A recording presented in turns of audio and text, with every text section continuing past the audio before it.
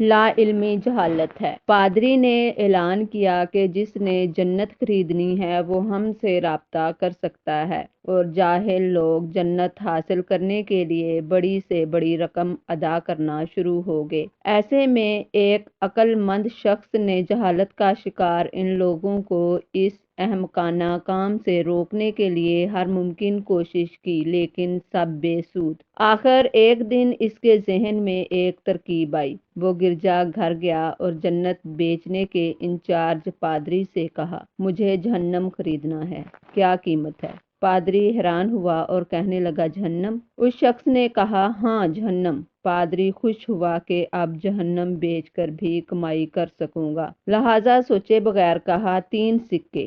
اس آدمی نے جلدی جلدی رقم ادا کی اور کہا، جہنم کی دستاویز دے دو۔ پادری نے کاغذ کے ایک ٹکڑے پر لکھا، جہنم کی دستاویز۔ وہ شخص خوشی خوشی دستاویز اٹھا کر چرچ سے باہر آیا اور شہر کے مرکزی چوک پر کھڑا ہو کر چلایا، میں نے جہنم خرید لیا ہے، یہ اس کی دستاویز ہیں، اور میں کسی کو بھی اس میں داخل نہیں ہونے دوں گا، لہٰذا تمہیں اب جنت خریدنے کی ضرورت نہیں، کیونکہ میں کسی کو جہنم میں نہیں جانے دوں گا۔ یہ شخص تھا مارٹن لوتھر، جس نے اپنے اس اقدام سے لوگوں کو ان کی لا علمی کی وجہ سے کی جانے والی حماقت سے نجات دلائی۔ دنیا میں ایک ہی خوبی ہے، آگاہی، جبکہ جہالت ایک گناہ ہے۔